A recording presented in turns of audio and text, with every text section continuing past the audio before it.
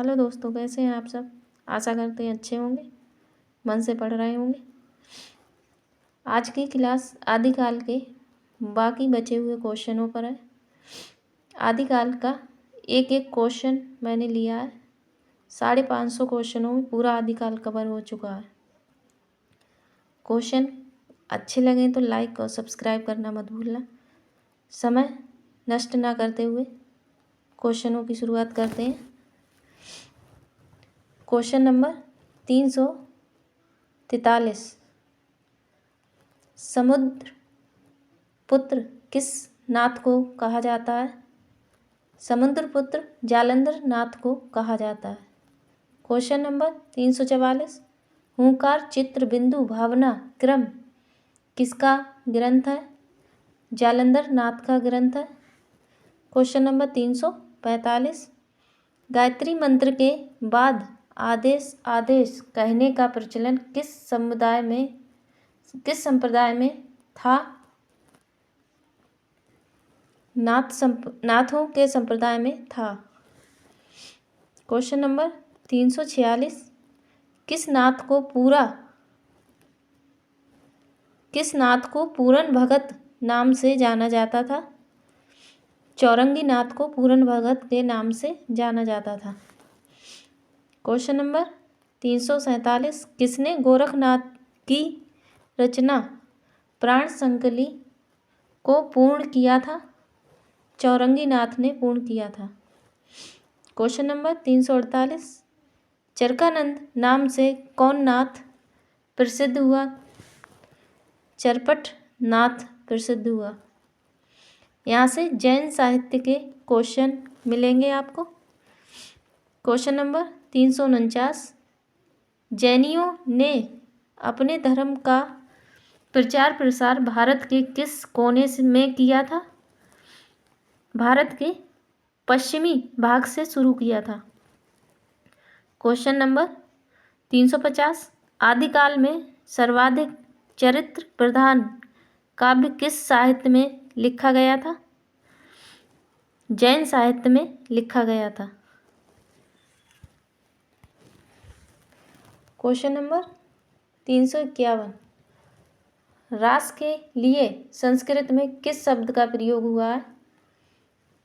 कीड़ा का प्रयोग हुआ है। Question number 352। रास को कीड़ा नियक किसने कहा तथा कहाँ पर कहा? तो ये भरत मुनि ने अपने नाट्य शास्त्र के 8वें अध्याय में कहा है। Question number 353। रास को एक प्रकार का रूपक किसने माना है? अभिनव गुप्त ने माना है। वीर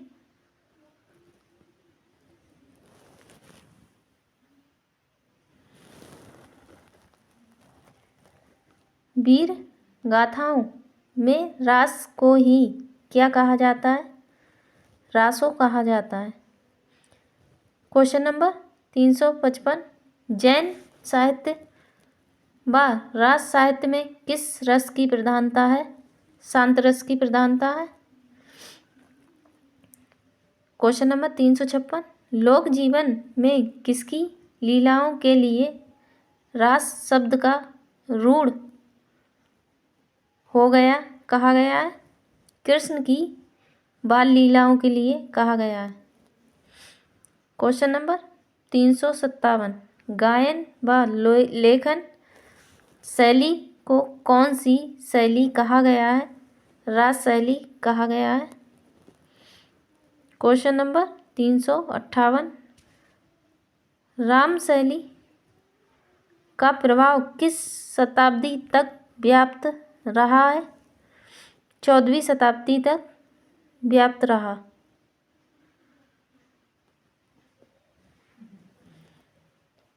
ये रास शैली है, यहाँ पे गलत लिखा हुआ है।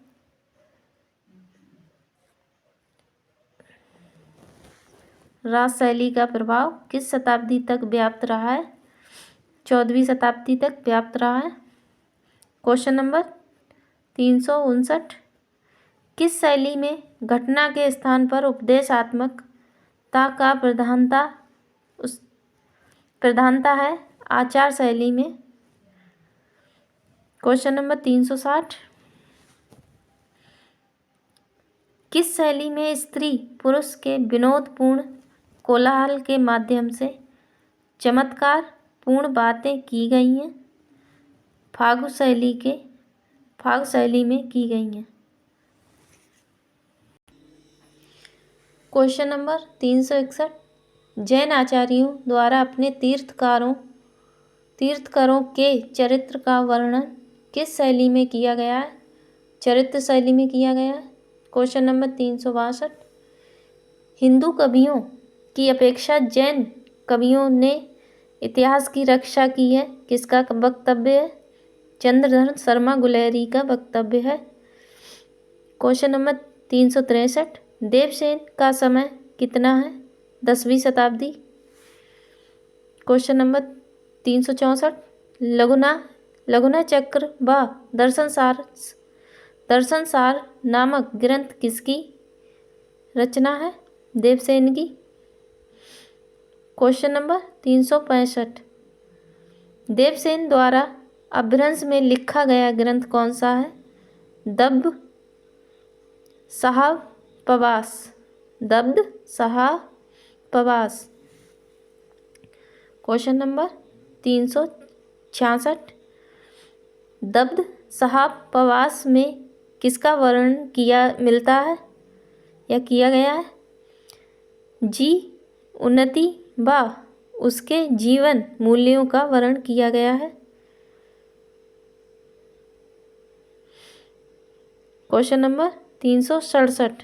भारतेश्वर बाहुबली रास किसका ग्रंथ है तथा किस छंद में लिखा गया है? शालिभद्र सूरी का ग्रंथ है तथा रास छंद में लिखा गया है। Question number 368। भारतेश्वर बाहुबली रास रास किस रस में व किस शैली में लिखा गया है? ये वीर रस में व कड़वक बद्ध शैली में लिखा गया है। भारतेश्वर। Question number 369। भारतेश्वर बाहुबली रास की भाषा क्या थी? अपभ्रंश भाषा में लिखा गया है।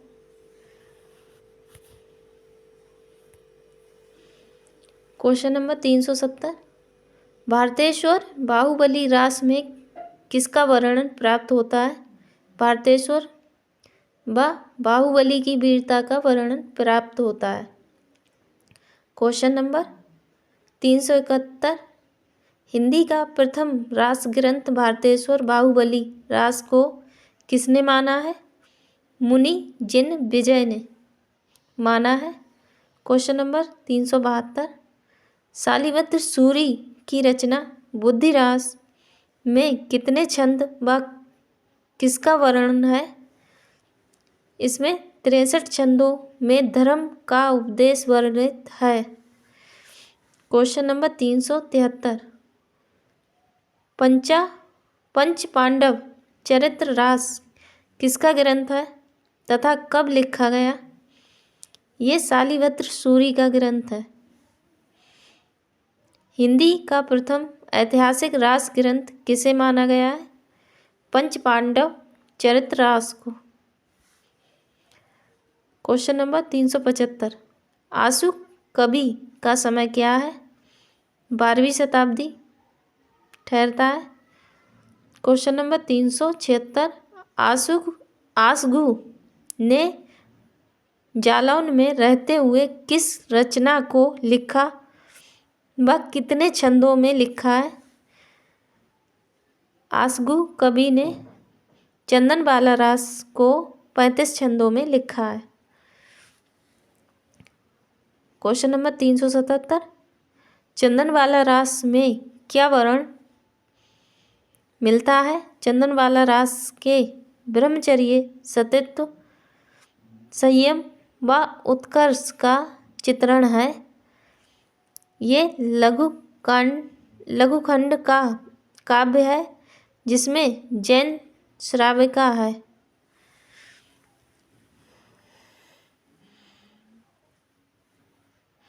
जीव दया जीवन दया रास नामक रचना किसकी है? आसगु कवि की। क्वेश्चन नंबर 379, जिन धर्म सूरी का समय क्या था? 12वीं शताब्दी।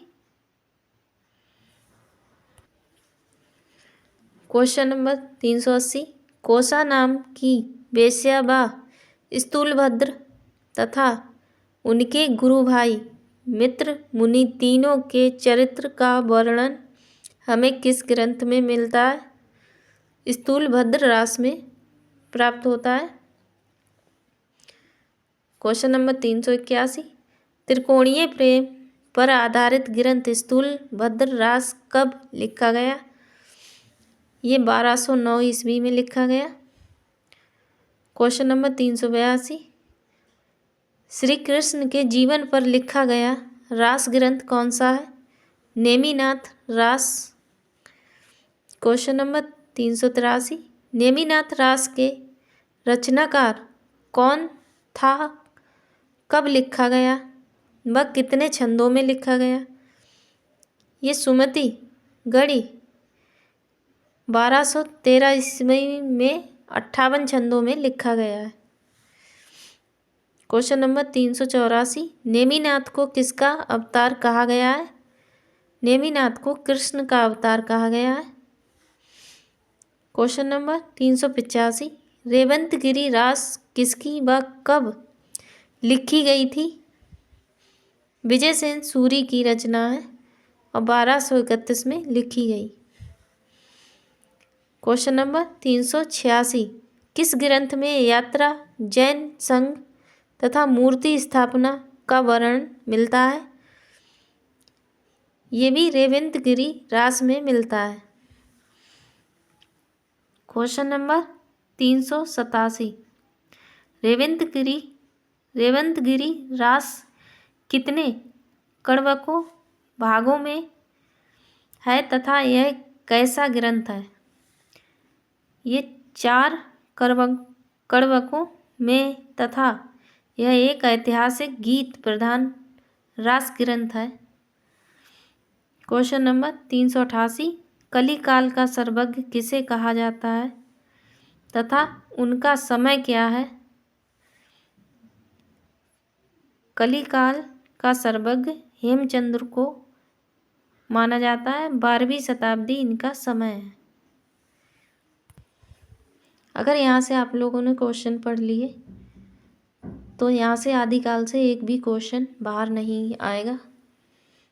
पूरा आदिकाल मैंने कवर किया है। क्वेश्चन नंबर 389, हेमचंद किस राजा के आश्रय में रहते थे? गुजरात के सोलंकी राजा सिद्धराज जयसिंह के आश्रय में हेमचंद्र रहते थे। क्वेश्चन नंबर 390, हेमचंद्र ने कुमारपाल दिए उनके उपदेशों का संग्रह किस ग्रंथ में किया है? कुमारपाल प्रतिबोध में किया है। क्वेश्चन नंबर 391, प्राकृत का पाणिनि किसे कहा जाता है? हेमचंद्र को कहा जाता है। क्वेश्चन नंबर 392, हेमचंद्र का मूल नाम क्या था? चंगदेव था। क्वेश्चन नंबर 393, कुमारपाल प्रतिबोध के रचनाकार कौन है तथा कब लिखा है? सोमप्रभु सूरी 13वीं शताब्दी में संस्कृत प्राकृत में लिखा है। क्वेश्चन नंबर 394, कुमारपाल प्रतिबोध में किस विषय का वर्णन है? कुमारपाल को हेमचंद्र द्वारा दिए उपदेशों का संकलन किया गया है। क्वेश्चन नंबर 395, प्रबंध चिंतामणि किसकी रचना है व कब लिखी गई? ये मेरुतुंग की रचना है, 1304 में लिखी गई है। क्वेश्चन नंबर 396, प्रबंध चिंतामणि की भाषा क्या है? ये संस्कृत भाषा में लिखी गई है।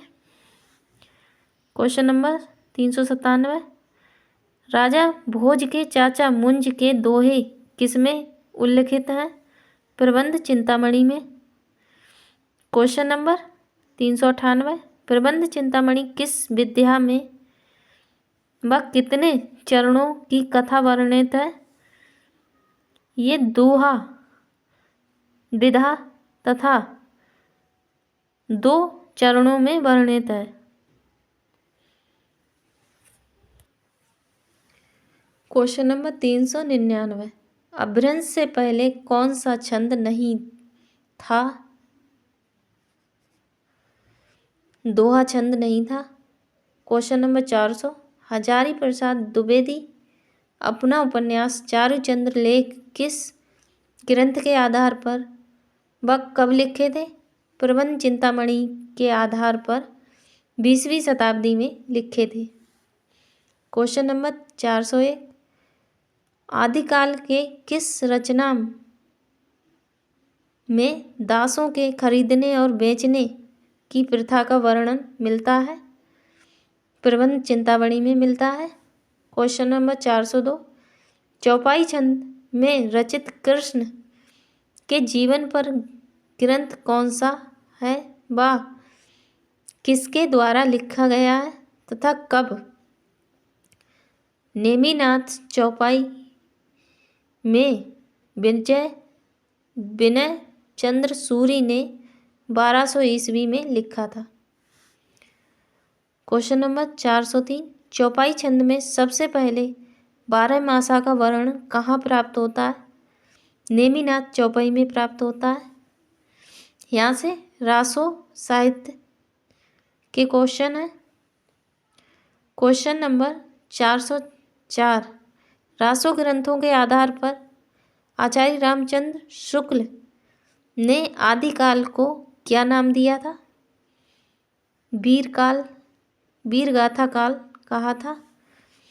क्वेश्चन नंबर 405, किस साहित्य में कल्पना का अधिक और ऐतिहासिकता कम है? रासो साहित्य में। क्वेश्चन नंबर 406, राजस्थानी हिंदी को वास्तविक दस्तक किस साहित्य में होता है? रासो साहित्य में होता है। क्वेश्चन नंबर 407, रासो साहित्य में राजस्थानी भाषा की दो शैलियाँ कौन कौन सी हैं? डिंगल व पिंगल हैं। क्वेश्चन नंबर 408, डिंगल का अर्थ क्या है तथा किन भाषाओं के योग से बनी है? अभ्रंश प्लस राजस्थानी। डिंगल का अर्थ है दर्पोक्ति पूर्ण वर्णन करने वाली शैली। रासो साहित्य किसके द्वारा लिखी गई है? भाट जाति के कवियों द्वारा लिखी गई है। क्वेश्चन नंबर 410, रासो साहित्य किस रस में रचे गए हैं? वीर रस में रचे गए हैं। क्वेश्चन नंबर 411, खुमाण रासो के रचनाकार कौन है तथा उनका समय क्या था? खुमाण रासो के रचनाकार दलपति विजय तथा 9वीं शताब्दी में लिखा गया। क्वेश्चन नंबर 412, आचार्य रामचंद्र शुक्ल खुमाण रासो का समय क्या मानते हैं? 9वीं शताब्दी मानते हैं। क्वेश्चन नंबर 413, राजस्थान के वृत्त संग्राहों ने खुमाण रासो का समय क्या माना है? 17वीं शताब्दी माना है। क्वेश्चन नंबर 414, खुमाण रासो की प्रमाणित हस्तलिखित प्रति कहाँ पर सुरक्षित है? पूना के संग्रहालय में सुरक्षित है। क्वेश्चन नंबर 415, खुमाण रासो की भाषा क्या थी? खुमाण रासो की भाषा राजस्थानी हिंदी है। क्वेश्चन नंबर 416, सिंगारिक गेय काव्य आदिकाल में किस रचना में मिलता है? बीसलदेव रासो में। क्वेश्चन नंबर 417, बीसलदेव रासो के रचनाकार कौन है? नरपति नाल। बीसलदेव रासो के रचनाकार कौन है? नरपति नाल। क्वेश्चन कैसे लगे कमेंट के माध्यम से ज़रूर बताएं। बाकी के बचे हुए क्वेश्चन अगली वीडियो में। क्वेश्चन पसंद आए तो लाइक सब्सक्राइब करना मत भूलना। Thank you.